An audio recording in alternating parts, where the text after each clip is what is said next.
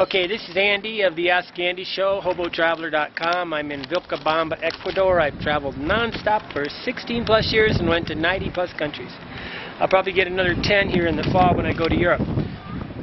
Okay, Christof L. He's a German that lives in California that I think has been in the United States for a long time. Okay, and so he's a friend of mine, and he's finally asked me a question. I like it when my friends that have been reading for a long time ask the questions because they have more of a sense of totality of my whole adventure as opposed to the person that just came on, and I don't mind it. But okay, always try to limit your questions to a one-sentence title, guys. But okay, he gives me a bunch of really nice things, and I sent him a book, and he says the Ask Andy Show is educational plus entertaining. Okay, some of your thoughts to me seem nearly like the mouth and thinking of Zen master. It made me think when you are talking that about what to allow to enter your sphere of attention and thinking and whatnot. I made a video before about you know, basically you got to be careful what you allow into your brain. You can't just let everything come into your brain, or it makes you into sometimes quite a bad person. Okay, this is a very crucial in how we cultivate our own being. So yeah, you said at some point that you did not care about the disappeared Malaysian plane. Correct? I did say that. My question is, or even a suggestion, that we might want to think about distinguishing between caring and what we allow to keep our time occupied. I'm going to try to read this again. My question is, and then he's got in brackets or parentheses, or even a suggestion that we might want to think about distinguishing between caring about and what we allow to keep our time occupied. I think he's correct, is in the sense that what you allow, what you spend your time doing. I mean, if you're in an argument for 5 hours today, you're obviously not going to be having the best of days.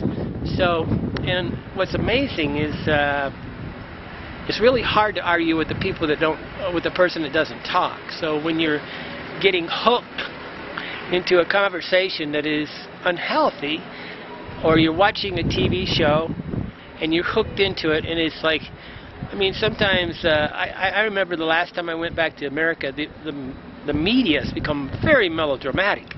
It's really quite, it's like music in the background. You're sitting there like the end of the world's coming, and I just refuse to watch it completely because I'm not going to sit there and have this melodramatic life. My life is wonderful, and this music was like a suspense up to the end of the world, and it's real, right? Supposedly. It's not real, guys. A lot of the news is just, it's like a national, you know, AM choirs, you know, what the flashier the thing, the more, the bigger the headlines, the bigger the thing. But I can distinguish between caring and what we allow to take our time. I'm going to be honest with you. I can't really care. When Princess Diana died, I just couldn't relate to all the people crying around me. I thought it was quite juvenile. When the people get all excited about this Malaysian airline that's on the other side of the planet wrecking. I mean, we have to, you know, I live by a maxim of saying, God grant me the serenity to accept the things I cannot change, and the courage to change the things, and the wisdom to know the difference. And I'm sitting there going, the wisdom to know the difference, that's a no-brainer. I can't change anything over here, and people do die. And if I want to act like people are not going to die on the planet and everything's a trauma, especially about a whole plane full of people that I have no idea who they are. No, don't get me wrong. I wish this stuff didn't happen. But I also accept that it does, okay? Because let's be realistic. And this is where people are living so much in what they're watching and reading that it does what he says, between what we allow to keep our time occupied. Why would it? I watched it one time. That was enough. Finished. I didn't need to watch it 15 times. I don't need to sit there and have same. I mean, when you're watching CNN and you're seeing the same thing over, you would really complain if you was watching reruns the whole same time. But that's what the news does to you, and they do it in a drama way so that you do it. And This is not healthy, guys. It's just not healthy to allow this stuff to resonate in your brain and to remunerate, eat it, chew on your cud, and just chew these thoughts over and over, because they're negative things. And the world news hardly ever gives. One of the things I miss the most, I mean, the world news never gives you very good news, right? One of the things I miss the most is like the different sections of the USA Today, where they have all these little, you know, personal interest stories and stuff like that. If I only got the news from the internet, which, well, that's about all I do, I guess. I really don't care that much about the news. You can watch the news one time a month and pretty much know what's going on for everything for the whole month. I really love the newspaper, because the newspaper has these personal interest stories, and these things are really hard to find, and they got editors, and they're real, and they're really much more down to life than things. So, I mean, I've taken to almost not reading anybody's blog or anything like that, because they dramatize it, they make it in, they try to do just like CNN or something, they try to dramatize it and make something that's not real, and it's not. And so I'm staying more. I was reading an article by Smithsonian Magazine on the internet the other day. I might read a Time magazine, a New York Times. I'll read one of the big brand names newspapers that actually have paper, because see, these guys also, if they write it on paper, there's a much more chance they get in trouble for libel and misconceptions and all this stuff. But at the end of the day, what you think is what you become. And as a man thinketh, I think that was Shakespeare or something. But it's really like a little scales. The more negative things you allow to occupy your brain, the more your brain becomes that. And you can see the rage and the cynicism and the mockery coming out. Mockery is like a basic human emotion, most basic human way of dealing with things. They mock things. It's a way of putting down the person around you so your social status rises. But you know, in a good world, we rise above it.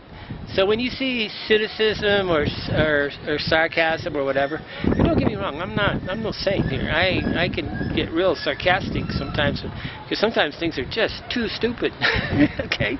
But hopefully I'm just talking to you and the audience, and I'm not talking to a real person. And you can see it sometimes. I know that contempt and disgust are really not beneficial.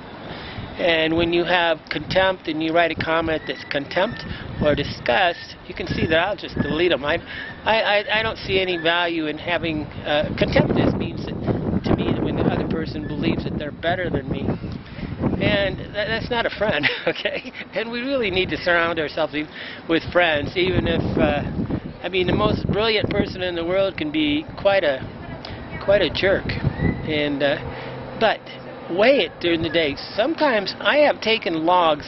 When I first got sober and I was trying to stay sober, I was trying to keep people from pushing my drunk button, right? I made a log of what I did all day, and then, you know, it's amazing how many things I did that were just plain not needed. You know, they weren't needed to do, and they were negative. Okay, so, but if he wants me to be politically correct and say that I care about the, you know, Malaysian airline, I don't. Okay, I'm not going to be politically correct. I'm going to tell you the truth.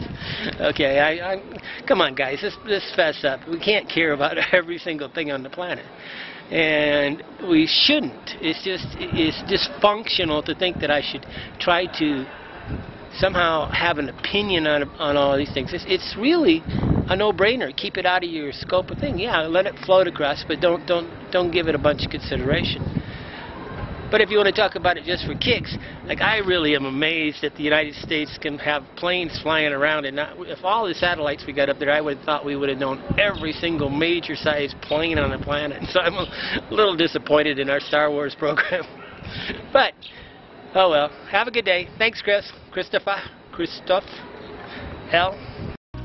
We can pack up tomorrow. Tonight, let's